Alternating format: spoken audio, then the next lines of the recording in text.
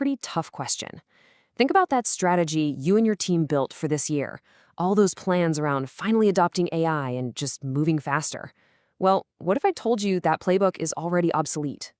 Here's the new reality we're all living in. 2025, that was the great AI adaptation race. Everybody learned the tools, everybody sped up. But here's the thing, so did everyone else. Moving fast isn't the advantage anymore, it's just the new baseline. And this quote from HubSpot's latest report, wow, it just hits the nail on the head. Having access to AI and using it to make stuff doesn't put you ahead of the curve. Nope, it just puts you in the curve with the rest of the pack. So, what happens when everyone suddenly has the same superpower? You get a crisis of sameness. The data's really stark. Over half of us, 53% of marketers, are now struggling to get our brands noticed in feeds that all look and sound, well, exactly the same. It's a massive challenge. And yeah, this has a name, the AI slop problem. You know what I'm talking about. That endless flood of generic, low-effort posts that sound super confident but are often just wrong. For you as a manager, this isn't just noise. It's a mountain of terrible drafts your team has to sift through, actively eroding the brand trust you've worked so hard to build.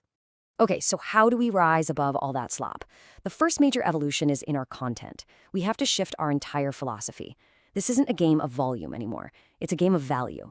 It's about winning the battle for real, genuine attention and trust, not just checking a box on the calendar. And what's so powerful about this is how it reframes the whole conversation. Last year, our teams were asking, how do we use AI to publish more and more and more? The question that winning teams are asking in 2026 is, how can we publish with intent? Because let's be real, more content without a purpose is just training your audience to ignore you. So how do you actually make this change? Here are 3 things you can implement with your team tomorrow. First, always start with why. Give them this simple filter. If the only reason for a post is because it's Tuesday, just kill it. Second, set a super high quality bar. Every single piece of content has to either teach something, entertain someone, or challenge a belief. If it doesn't do one of those 3, it's just noise. And finally, change how you measure success. A single DM from a qualified lead is worth way more than 1,000 vanity views. Track resonance, not just reach. And this focus on intent goes way beyond social posts. Think about your core messaging. Try this little experiment. Show your homepage to a complete stranger for 5 seconds. Just 5. If they can't tell you exactly what you do and who you do it for, your message is not clear enough. In a world of infinite noise, clarity is your ultimate weapon. Now, this focus on intent leads us perfectly into the second huge evolution, discovery. Because making meaningful content is great, but that's only half the battle. Now you have to make sure it shows up where your customers are actually looking. And spoiler alert, it's not just a Google search bar anymore. This slide shows the pivot you have to make. The old goal was all about how do we rank higher on Google?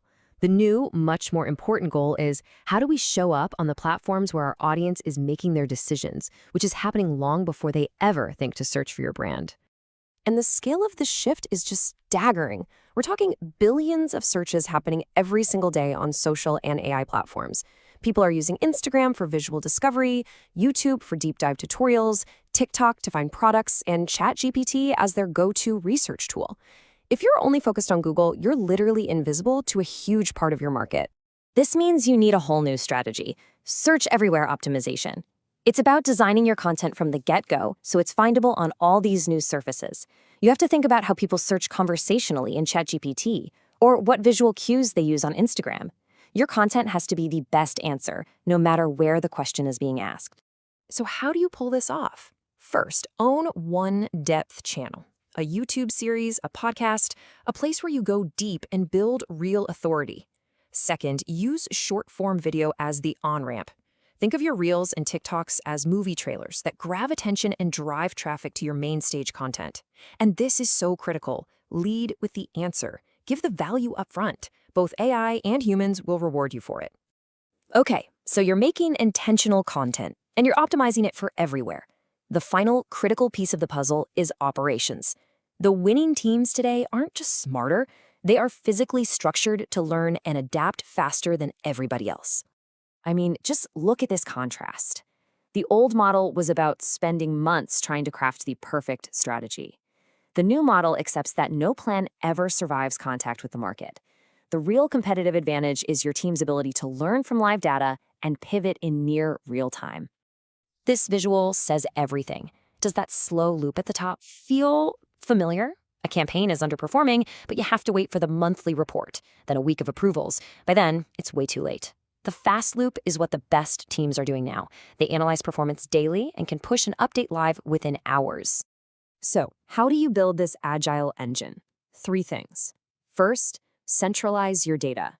Stop making your team chase metrics across 10 different tabs. Get it all in one hub. Second, shorten your feedback cycles. Review performance weekly, not monthly. The goal is to use Tuesday's insight on Wednesday. And third, resist that constant urge to launch something new. The fastest gains often come from small optimizations to what's already running. This is the mantra for your team in 2026. The goal isn't perfect planning. It's to launch, learn, fix, and repeat, and to do that cycle faster than anyone else in your space. That's how you win. So I'll leave you with this question.